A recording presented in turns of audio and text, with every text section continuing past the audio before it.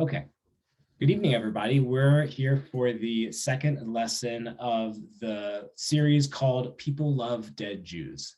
And this is going to be a class, the second one, after we talked about the history, the origins, the etymology of anti-Semitism. This we're going to get into a little bit of the modern manifestations of anti-Semitism. And we're going to touch on the religious ones, which are certainly older, but we're going to focus on the political, the cultural, the elements of anti-Semitism that are much more relevant and in the news today than necessarily religious anti-Semitism, which is deeper and in some ways more important, but not the topic of today. So I'm curious, from this week to last week, did anyone go out and check out Dara Horn's book or any of the recommended books on anti-Semitism? Yeah? Ellen, did you start reading it? I did. Well, not the one on anti-Semitism. I got the one on the Civil War. Oh, yeah? Yeah. Do you like it? I'm fascinated by, historical fiction. So what do you think? It's interesting. It's not a great read. It's not, like a 5.0, but it's a good book. I'm enjoying it. Yeah, no, it's definitely not. It's not winning the Pulitzer Prize, but it's an interesting read. Yes. Yes. Sure. Very good. Did anyone? And did you check out the Civil War book or the anti-Semitism book? I'm reading the Dead Jews book. Yeah, and how far are you through that? 3/4. Okay, nice. There's a lot of disturbing essays in there, but all very informative and important stuff. So we're not going to go around necessarily, because I know that people are going to jump in and be interested in talking about this class, because it certainly pulls on all of the important strings and culture today. But what I do want to do is just start us off with a question from last week, which is, what's a way that we can define anti-Semitism? What from last week to this week, or maybe even just if you weren't even with us from last week, but in general, like, what's a definition that you would use for anti-Semitism? A good working definition.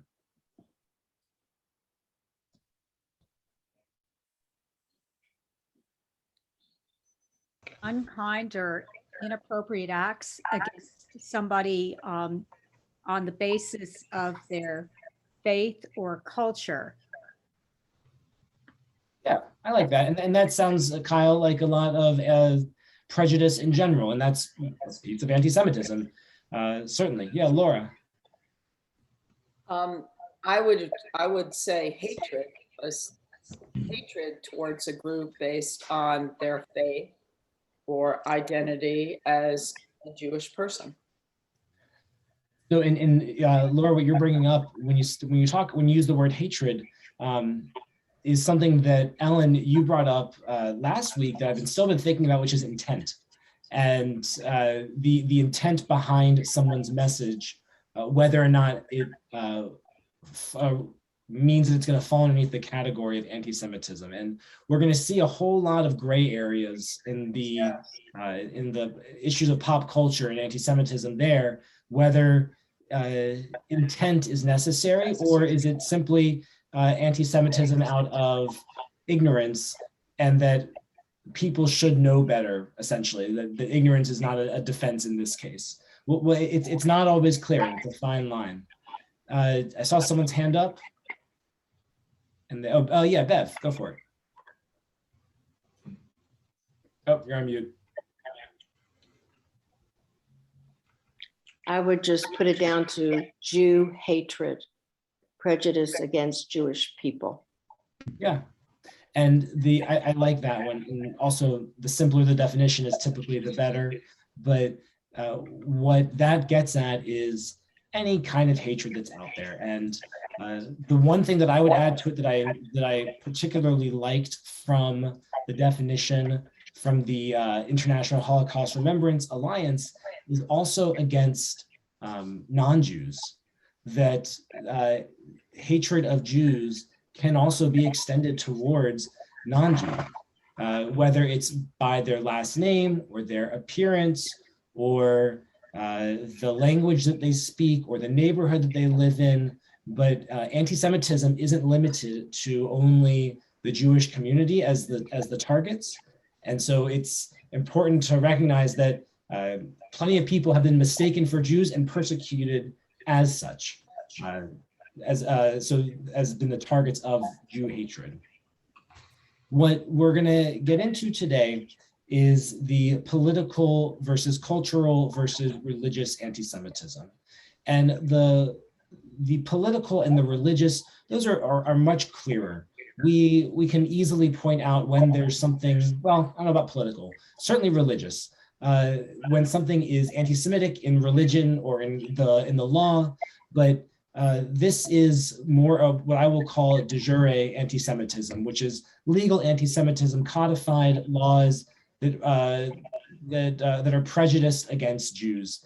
And we see this a lot when it comes to Jews living in medieval countries, and also in Muslim countries today, or in 70 years ago, or a little bit further back. And laws that specifically target the Jewish community, either barring their ability to live in a certain area, or laws that place a heavy tax on their existence, or their ability to live in some place. And so we see this a lot in history, not a whole lot in today. Although, as I said, these laws are still active and presumably enforced in many Muslim lands. Less so because of the Abraham Accords, but still something that exists. The religious anti-Semitism, which is really falls under two different categories. The one is the myth that the Jews killed Jesus, and the other is the myth of the blood libels. And both of these come up especially around Passover time, because blood libels, one of their origins, if someone's not familiar with the blood libel, it's the conspiracy theory that around Passover, Jews go out and capture Christian children and use their blood to make matzah. And there have been a number of notable incidents when blood libels have exploded into full-on riots, pogroms, mass destruction. What's wrong, Mickey? And then there are other that are smaller that we just see in if it's not meant to be here and there. I'm just going to mute everyone because I think we're having an audio issue. So when we're ready to talk, just unmute yourselves, and we'll go ahead and talk. I think there's some feedback. The second one is the Jews killing Jesus, and I'm also going to add one thing I should have but didn't. And I think this is where we're going to jump off from. Is the Jews killing Jesus, but also the Christian Seders. Does anyone know what I'm talking about when I say Christian Seders? Anyone familiar with that concept or the event? Yeah, Hillary? So I actually am very confused, and I would love to learn more about this, because when I was looking up stuff online for Passover for like streaming Seders, a lot of Christian Seders came up and I was pretty confused. Yeah, so it's confusing for me as well. But I'll tell you where they come from and why they're practiced, and then what's up for our discussion really is are these phenomena anti-Semitic?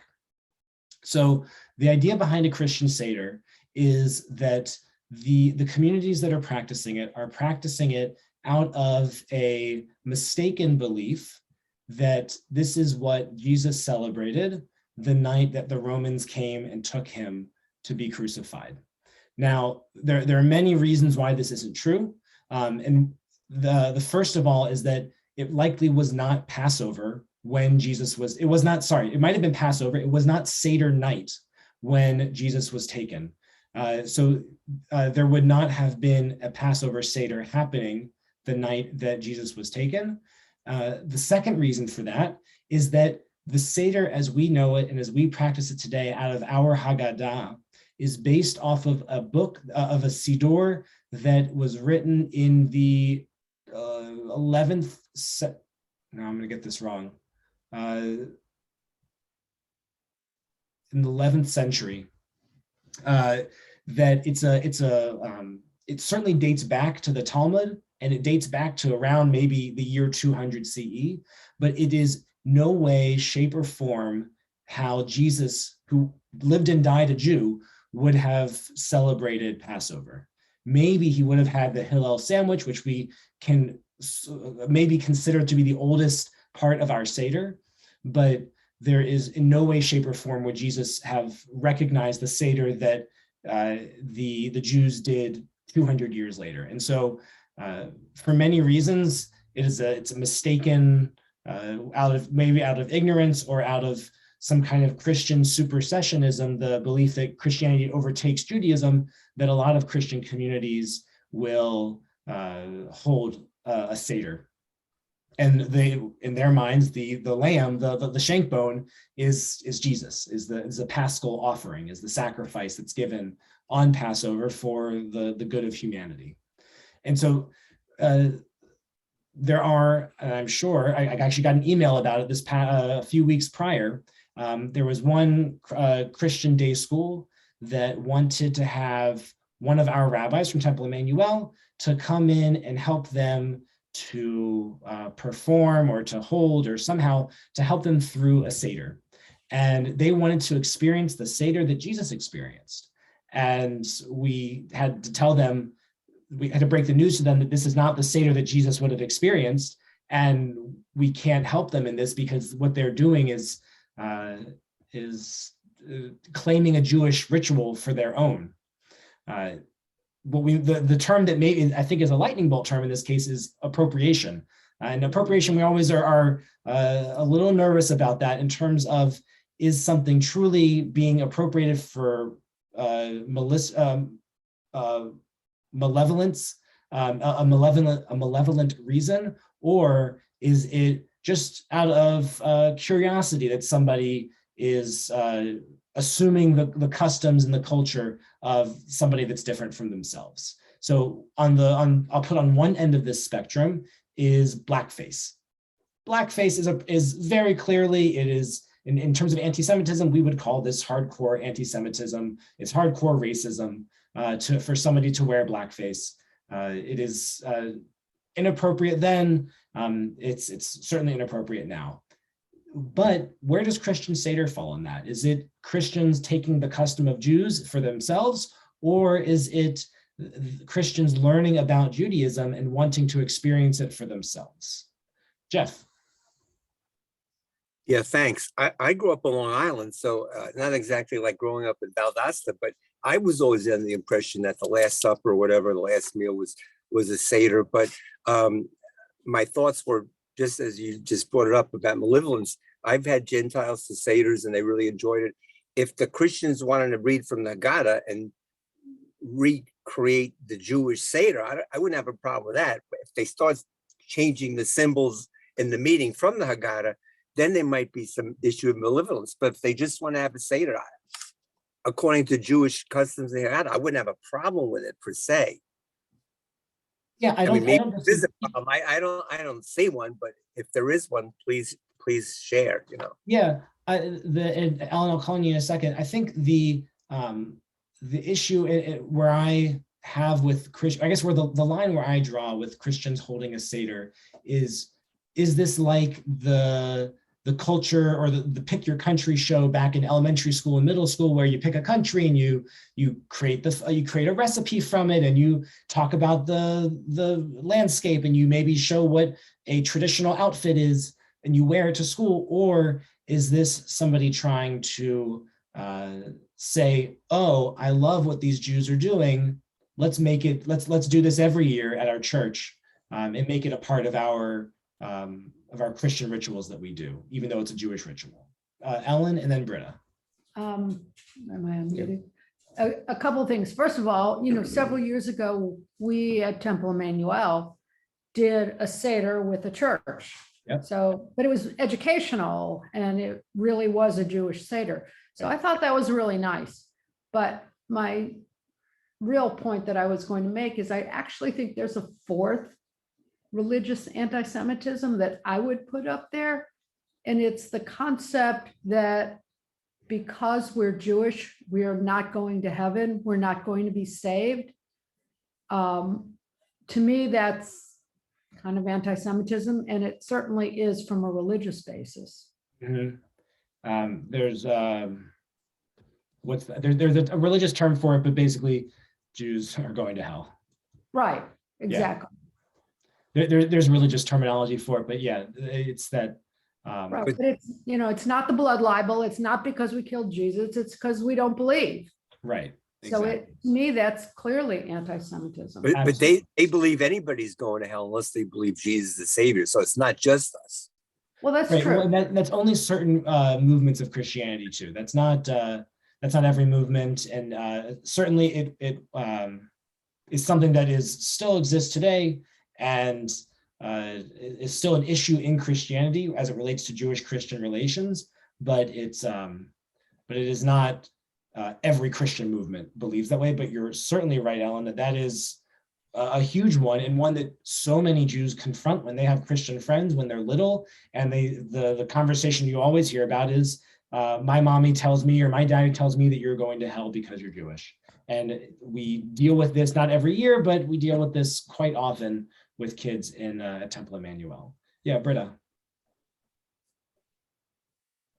Two things. One's a question, and it's about what you said that Jesus would not have been at a Seder. So when did the Seder that would be maybe the forerunner of our Seder begin? So we don't know the exact year, like when the first Seder began, like in the first Thanksgiving or anything like that. But I guess like the first Thanksgiving, there really wasn't ever a very first one until at a certain point when we all kind of agreed that there was one version for this Seder. Just like for the Thanksgiving dinner. But we know that many of the customs for the Passover Seder were formalized by the year 200, which is when the Mishnah, the very foundational layer of the Talmud of oral law, not the Torah, not the Hebrew Bible, but rabbinic commentary on life. The first layer of it was sealed, kind of. It was canonized in the year 200 or thereabout. And so you could say 150 years prior, it's about the time of the destruction of the Second Temple to the year 200 that everyone was formulating what a Seder was going to look like. Jesus probably died between the year 2, or I think some people say the year 5 or 6, CE, AD, whatever you choose. So there's maybe he would have had like some customs. He probably would have had some customs, but they would not have been the Haggadah in Hebrew as we've known it. And the Haggadah text as we know it has been pretty stable for a few hundred years. We know that for sure because we can look back and see manuscripts as being the same Hebrew text. So we know it's been stable for much longer than 100 years, certainly over 1,000 years. So there's not a whole lot of change that happens in the Haggadah text over the course of 2,000 years. It's not what Jesus would have done. Okay, and my other comment was about anti-Semitism against non-Jews. And I grew up in Atlanta, and if someone here supported civil rights, there was a very ugly comment to describe that person or said to that person. And I think the same thing has happened with people who have supported Jews. I think there's been anti-Semitism against those people. And I'll say that today it extends to those who support Israel. That when there are artists, musical acts that go to Israel and they'll perform in Tel Aviv, and the big stadium, thousands of people, they are hit with anti-Semitism because they choose to break with what Roger Waters and others have tried to enforce with the anti-Semitic BDS movement. And so they also get hit with that as well. When they're not Jewish, they're going to Israel just as a musical act to a country, like so many artists have done, but they get charged with anti-Semitic slurs like we would.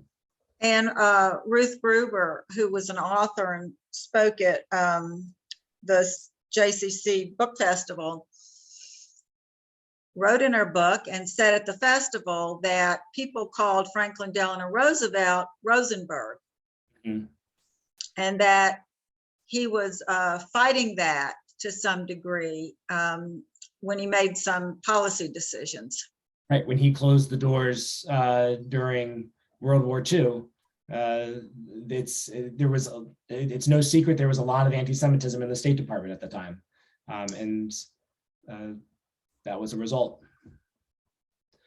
So we have Christian satyrs, the idea of Jews going to hell, Jews killing Jesus, blood libels, and I'll actually add to this a backwards form of anti-Semitism, backwards in that it doesn't seem like it at first, but it's Christian messianism. And this is the idea that in order to bring about the coming of Jesus, all of the Jews need to be in the land of Israel.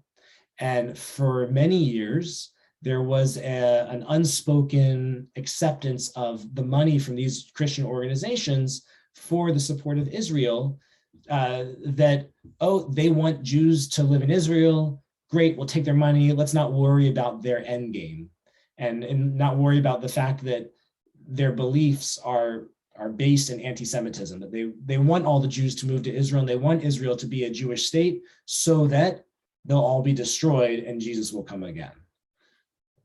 And so it's support for Israel that's anti-Semitic support for Israel. And this is where we get very complicated, or not complicated necessarily, but certainly in a gray area when it comes to cultural anti-Semitism, going from religious, but now more to the characteristics of Jews, not as a religion or as a citizen group, but as just people at their core.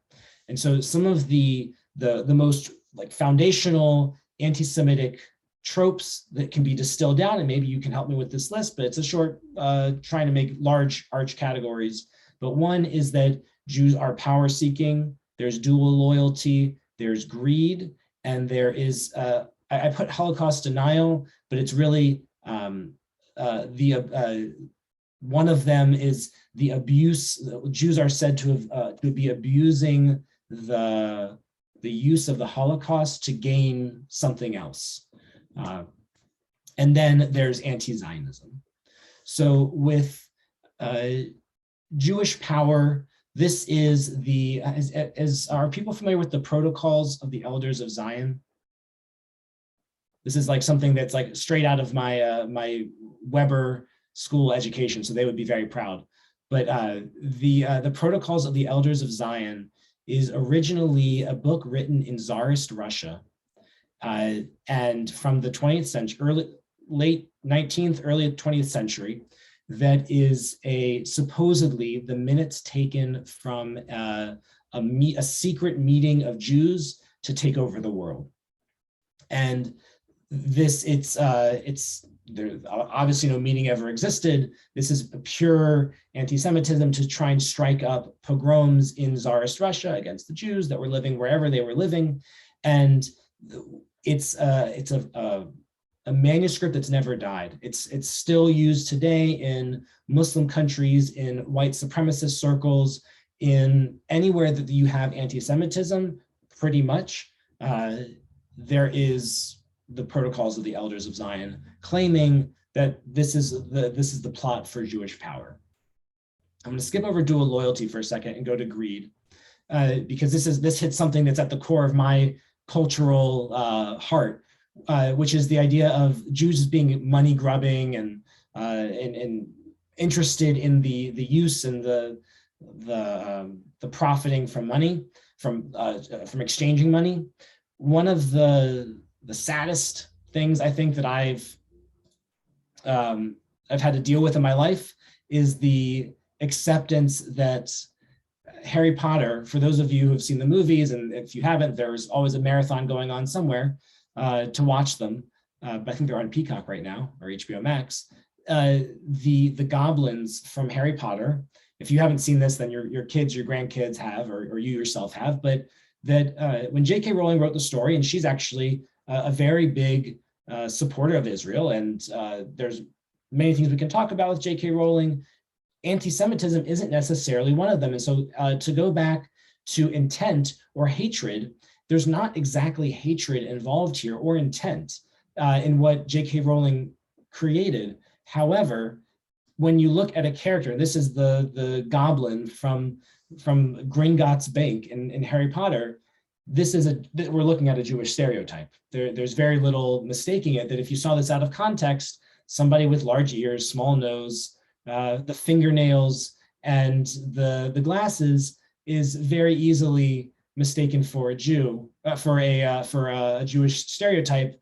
And you can see in some of the tweets that they're quoting here, these are very easy comparisons to make to classic instances of anti-Semitism. So for those of you who do know about Harry Potter and who are familiar with this kind of anti-Semitism, where does this register for you? Do you feel like this is, does this hit you as being particularly anti-Semitic, or is this happenstance? Maybe it's, it wasn't intended to, but oops, wait, after we made this, we kind of realized this is probably anti-Semitic.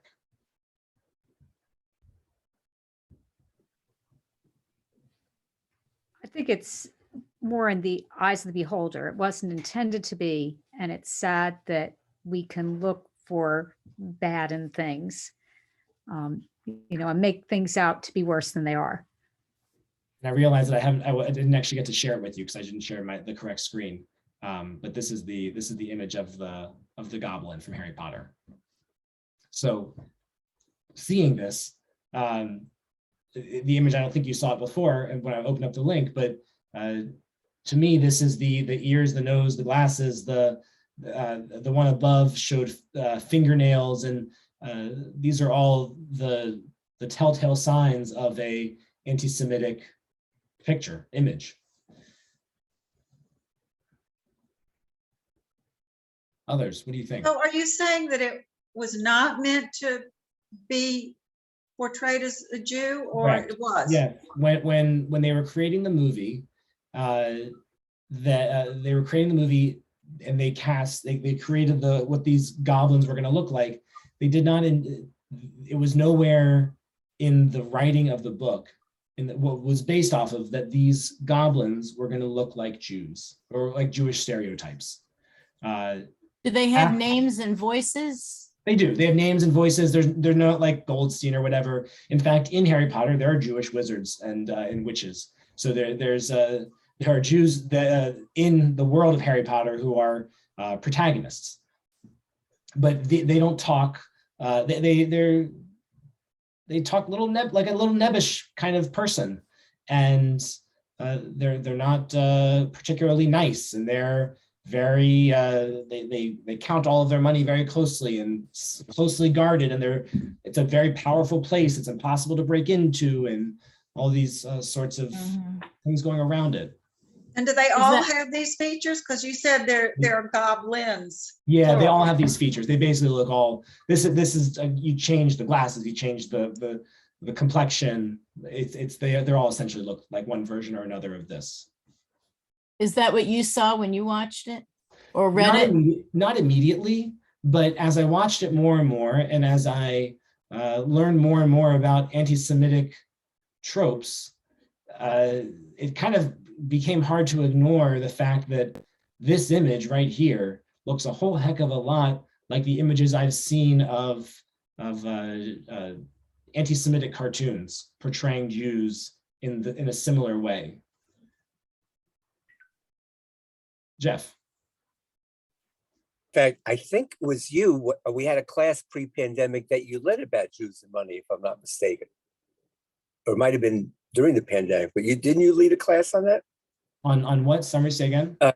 Jews and money. Yes, Jews and money. Yeah, I did. Right. I was just going to say, I'm probably one of the few people who never got into Harry Potter, so I wasn't aware of the character. But if it's the counting money and a hard club to get into, that would have me lean more towards this. There's some anti-Semitic component, but certainly with Shakespeare and I'm sorry, Dickens with Oliver, one of my favorite musicals. But Fagin is portrayed as having Jewish characteristics, and in fact, the guy who played him in the London and New York theater in the movie was Ron Moody, who happened to be Jewish. But that's certainly a negative, a similar look, you know. Right. And we had there's Fagin, and there's Shylock from The Merchant of Venice, and what's the I don't know about Charles Dickens, but what most people say about Shakespeare is that there's no way if he met one Jew in his life, that might have been it. But very likely Shakespeare never knew any Jews personally, had only heard of them in his cultural or religious education that he received growing up in England. And I don't know if the same can be said for Dickens. They grew up in different times and in different Englands, but they're very clear stereotypes of what a Jew could look like from the culture. I want to just go back and read to you what the description from the books themselves used to describe the goblins. Goblins are a highly intelligent race of small magical humanoids with long fingers and feet that coexist with the wizarding world. Their diet consists of meat, roots, and fungi. Goblins converse in a language known as gobbledygook and are adept at metalsmiths, notable for their silver work. And they even mint coins for wizarding currency. Due to their skills with money and finances, they control the wizarding economy to a large extent and run Gringotts, the wizarding bank. So this is it. It was not these aren't the words of J.K. Rowling. They're the words of the quote unquote the Wikipedia website to describe the world of Harry Potter. But these descriptions sound an awful anti-Semitic to me. Am I off base? What do you think? I think you're on base, but when J.K. Rowling wrote it, did she describe physically the goblins like that, or was that more the Hollywood producers or something? It's more the Hollywood. I mean, they were described as being short and ugly, but maybe someone who can quote Harry Potter could tell me differently. But to my recollection, they weren't described as being with hook noses and long ears and beady little eyes and such. That was I think Hollywood.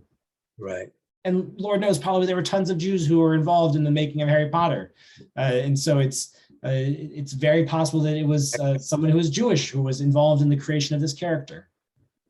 But as we said last week, even Jews can be anti-Semitic. A definition of anti-Semitism that we've agreed upon or created together here doesn't preclude Jews from being anti-Semitic. Just like I said last week that feminists can, that women can be sexist and that Black people can be racist. That just because you belong to the group doesn't mean you can't commit the same prejudices that people outside of the group would commit. What I want to get to is probably the most important version of anti-Semitism as it exists today in our culture, and this is when it comes to anti-Zionism. And so at the heart of anti-Semitism and anti-Zionism is criticism of the state of Israel. And so I shouldn't show you this slide yet, because I want to ask you, what is legitimate criticism of Israel mean? Where does legitimate criticism of Israel start and where does it stop? Yeah, Bev.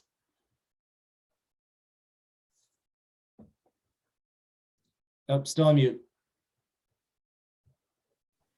Has to do with specific policies of the state of a government. And the anti-Semitic part is where people say something is illegitimate, shouldn't exist, or to me, when they say things that are unfactual, like apartheid. Yeah, that's good. What I would add to that is the idea of striking at Israel from its principles, from the very principles that Jews have a right to return to their homeland, saying that is in and of itself an offensive idea that should not exist. That's when that's one of the other ways that it crosses into anti-Semitism. Those who say that it's not 1967 that's the issue, it's 1948. That's the issue. That's when it's clearly anti-Semitic and not a legitimate criticism of a nation state like any other. What else would you add? Yeah, Britta. This is something on sort of an aside. I want to see the college kids go and protest against Russia right now, and I want to see them go protest against Syria. Right, and so the what you're raising up is the double standard that folks are held to. Now, certainly there are countries who are doing terrible things. Lord knows America is not exempt from doing awful things and making mistakes, and we criticize America all the time, and we always will, and we'll never stop. Same thing happens with Israel, and same thing with every country. That's just part of what we hope exists in a liberal with a capital L democracy where people are given liberties. Where we see the anti-Semitism is where Israel is particularly targeted or held to a double standard for the rest of the countries, either in its own region or in the world whatsoever, that it makes up such a small portion of the world and such a small number of people live there. There's no reason why it should occupy so much of the world's attention when there are far more people on far larger amounts of land with much more stake in the world economy than Israel. Israel's important, but it's not twice as important as China or Russia, and it gets twice as many citations or whatever you call it in the UN for human rights abuses. And also, as Brita was referring to in academia, you're right. There should be people protesting what Russia's doing a lot more than Israel, but that's the double standard. Yeah, and so what we have, what's at stake, what's at issue here is how do we foster civil dialogue about a place that everyone is allowed to speak on. There's no rule that only Jews can criticize Israel, certainly not. But how do we foster civil dialogue while staying away from anti-Semitic tropes or from only targeting Jews or only targeting Israel? That's a real question. It's not rhetorical. Yeah, Jeff. I don't want to dominate the conversation, but I can relate to it in the sense that not easily, but there was a Wall Street Journal editorial about 6 months ago, certainly within the last year, which a progressive-minded woman who grew up in Somalia was describing Congressman Omar, and in the context of, while her comments and behavior are inappropriate, the Congresswoman, this woman said, it's a learned behavior which can be unlearned, because she said in Somalia, where they hadn't met any Jews, like you referred to Shakespeare before, if somebody dropped a glass of something or spilled hot tea at themselves, they curse and say, F those Jews or something. I mean, as part of it being ingrained with never having met a Jew. So she was saying, she wasn't excusing Omar's behavior, just explaining where it came from or her feelings towards Jews in Israel. So again, like paper clips, it's possible to unlearn it. I think it's easier to learn the hatred than unlearn it, but it's possible, but not easy. I don't have the answers, but that's just my thought on it.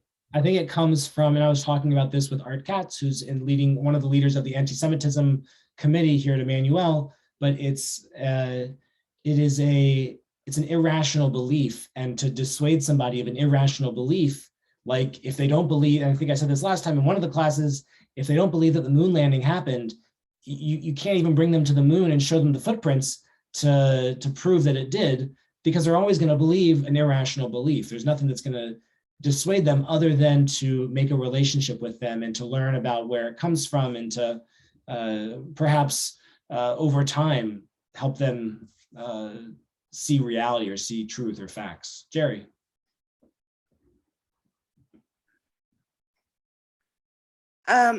Since we're on the topic of anti-Zionism, where do you put Ben and Jerry's? That's what I talked about for my my sermon on High Holy Days. I don't know if that's why you were bringing it up, but you can say that because you can say you remembered my sermon, so I brought it up. remembered it so well. Yeah, exactly. Thank you. Yes. Yeah. So Ben and Jerry's.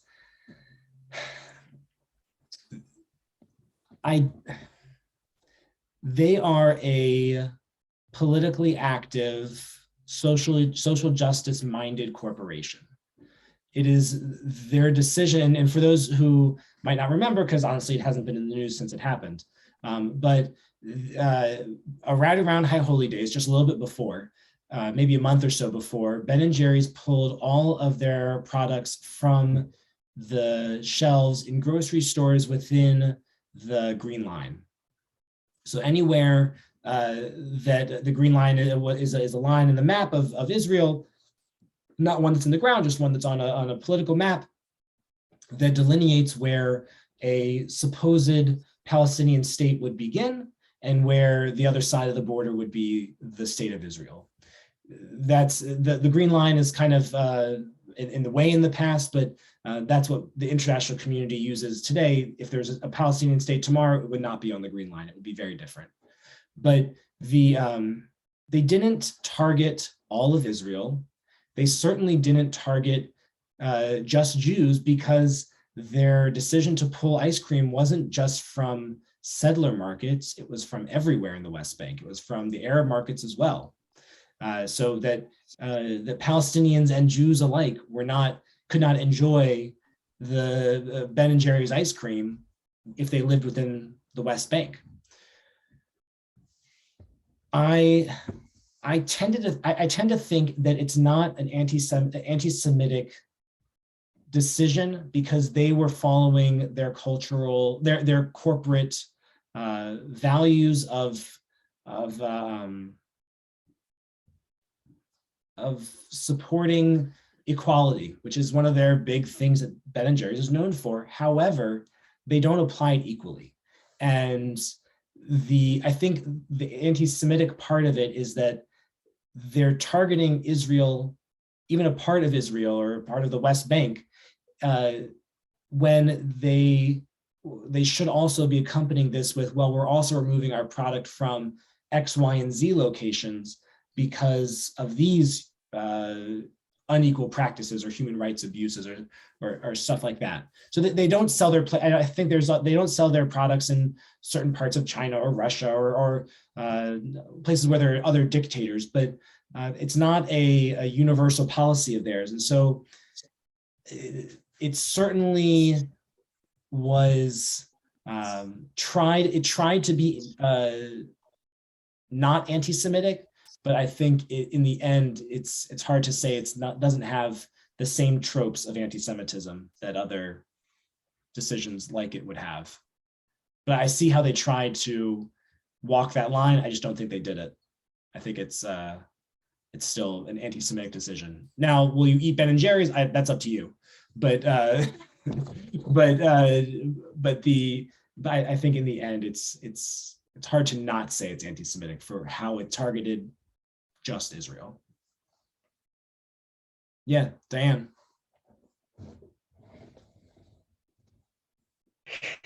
I just wanted to know where or Ben and Jerry's, okay. Where would you put the green Jewish laser lady? Marjorie Taylor Greene. Green, the space lasers. right. I like your description of the green Jewish laser lady. Yeah. Imagine her. In an institution. Yeah. Hey, that's a So- good one. About Marjorie Green. Like in Fiddler on the Roof, we pray for the czar to stay far away from us, that type of thing. It's, where would I put her? So I've actually, because I'm so involved and the synagogue is so involved in Israel, and one of the ways that we act out our involvement with Israel is through APAC, as that I've talked to some of the APAC folks about Marjorie Taylor Greene and where they're how they relate to her. Now they're not giving her any money, but as one of their pro-Israel candidates, but they just kind of say that she's not so smart, and that she might not. It's could be like an Representative Omar's sort of anti-Semitism, where it's just based in stereotype and not based in any real kind of relationship with Jews. And it's a behavior that can be unlearned, but it is just gross, hardcore anti-Semitism that, without a doubt, talking about Jewish space lasers and the Rothschilds, the second you mention the Rothschilds, unless you're saying your friend's last name is Rothschild, and that's whose family you're going to for Shabbos dinner, you're probably trending into an anti-Semitic trope right there. So what's more concerning for me about Marjorie Taylor Greene and politicians on the left and the right, the Omar Talibs, the Omars of the world, and the Marjorie Taylor Greenes of the world, is that their political allies aren't telling them to act differently strongly enough. That they're the people who are actually in power, because no one believes that Omar or Marjorie Taylor Greene have any sort of power in their parties. They might have a megaphone, but that doesn't give them power.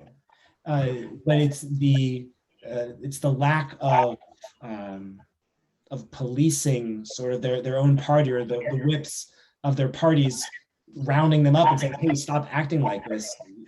This is inappropriate. It's anti-Semitic behavior." That's what concerns me more than just these individual actors, is that there is not outrage. There's just kind of people are shrugging their shoulders and saying, those people out there in the middle of the country or in Nowheresville, Georgia, like, who cares about them? When in reality, Marjorie Taylor Greene's district is only an hour away. And I'm more concerned about the folks that voted for her than for the folks who, or for her herself, really. Because now going to Dahlonega is a scarier idea than it used to be, thinking that there are a majority of folks who voted for Marjorie Taylor Greene. So I don't know if that answers your question about the green space laser lady. Yes, thank you. Good. Oh, sorry, muted you, Diane. 1 second.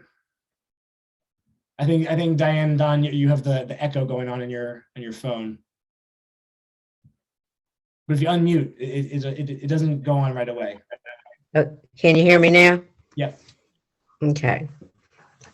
I was just saying the main thing you said was very anti-Semitic actions and words, right? Yeah. Mm-hmm. For sure.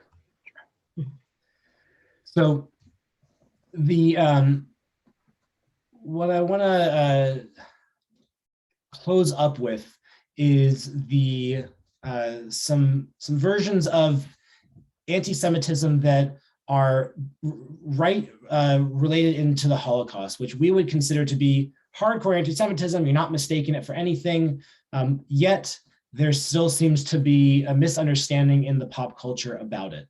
So one of them, and these titles maybe mean something to you or maybe they don't. COVID not equaling Nazism is one. Whoopi Goldberg's comments from not so long ago. And then this one, which you'd have to really be on top of your pop culture references to understand, is Schindler's List leggings. And so I'll preface this with, do people remember when Zara and a lot of the fast fashion chains, one of them came up with a shirt that had a yellow 6-pointed star on the above the heart. That was a thing that happened. And they said, oh, we didn't realize it was anti-Semitic. We just liked it was just a yellow star on a white shirt. And eventually they took it down. They were sued, and there was all kinds of litigation, and they made amends. Then Urban Outfitters created a gray and white striped pajamas with an upside down pink triangle, which might not trigger you to think of the Holocaust, except that it was the folks who were put in concentration camps for being gay or lesbian that were forced to wear the upside down pink triangle on their gray and white uniforms. And so it's directly a uniform from the Holocaust, not targeting here Jews, but certainly from an anti-Semitic moment in history.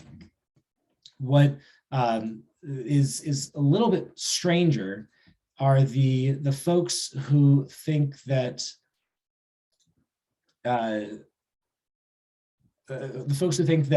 creating leggings like Schindler's List are ever appropriate. So I'm gonna try and find where I put that tab. As you can see, there's a lot of nope.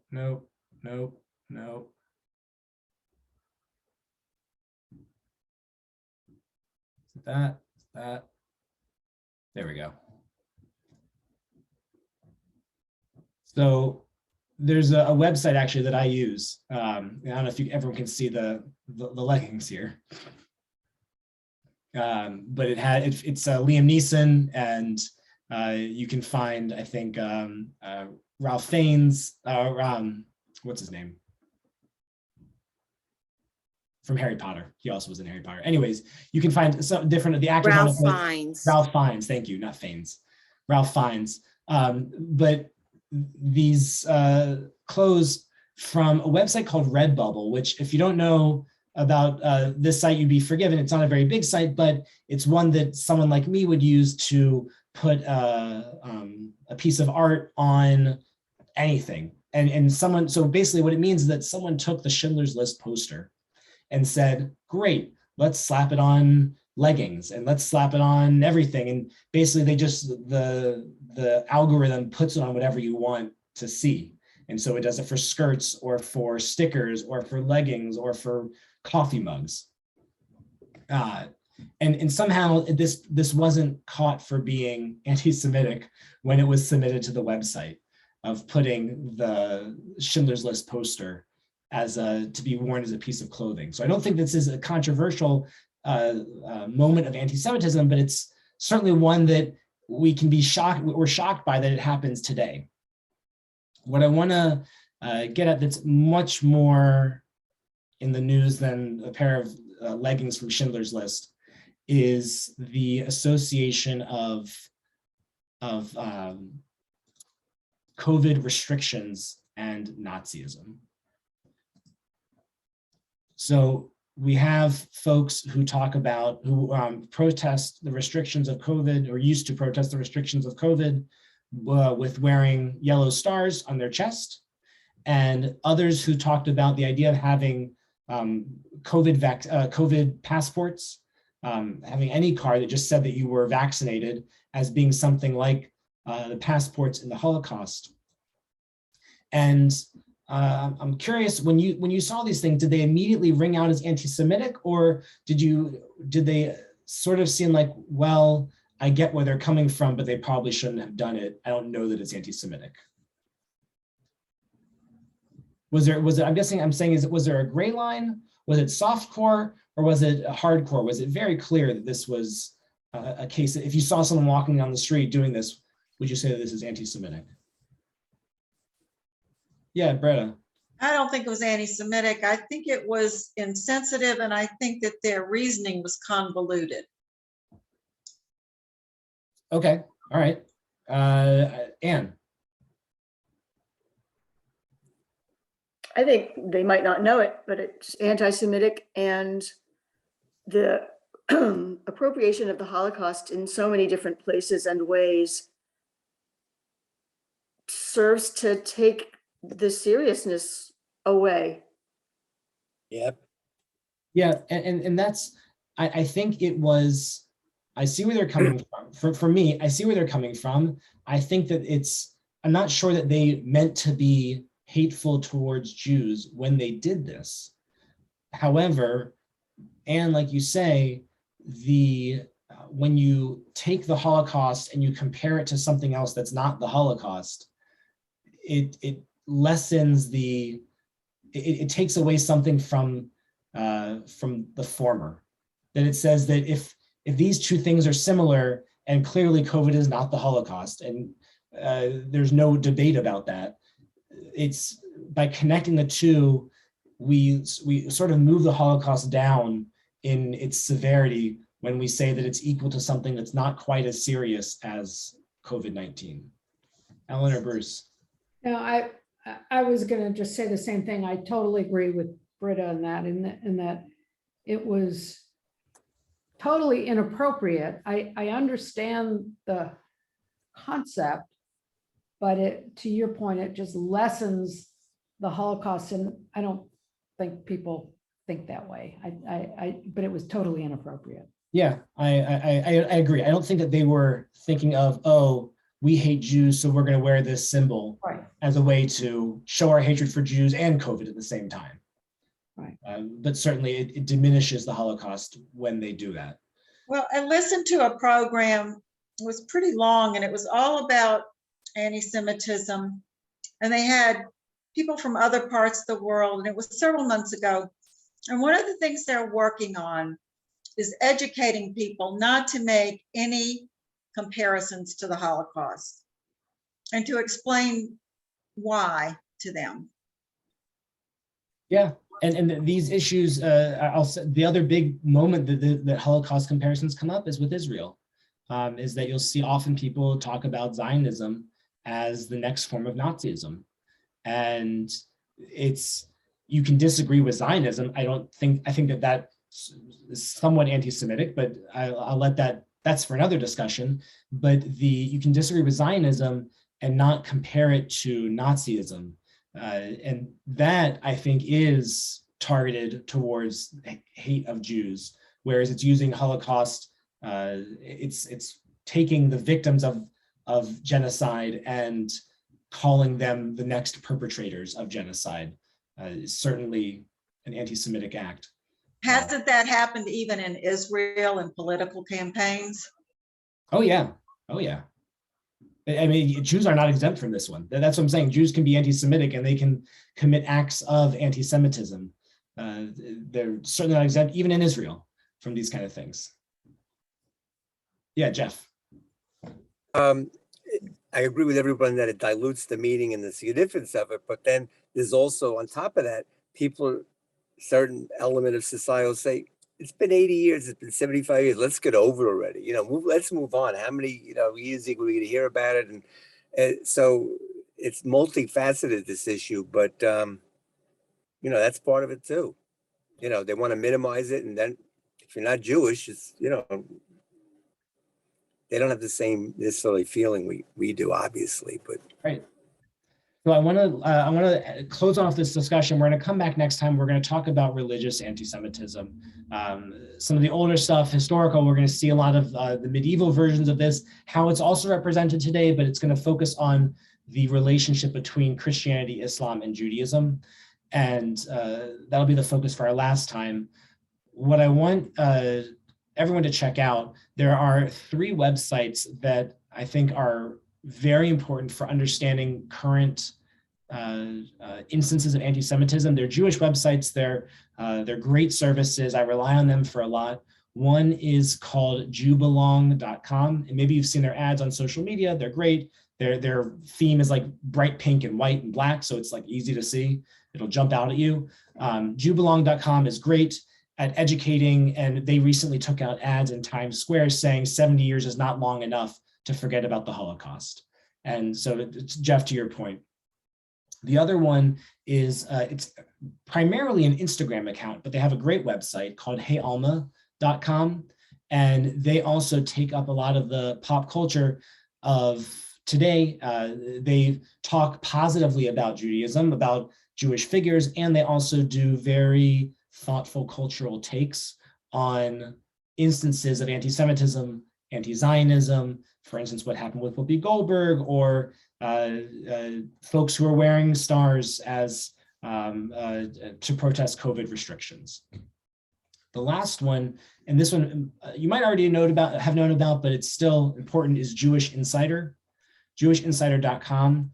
This is a service, it's a daily newsletter is the best way to describe it, that if you are one who likes to read email newsletters in the morning, or that's one of the ways that you get your news. This is a daily newsletter. It comes out Monday through Friday, and it's a double issue sort of on Friday, so you can read it over Shabbat,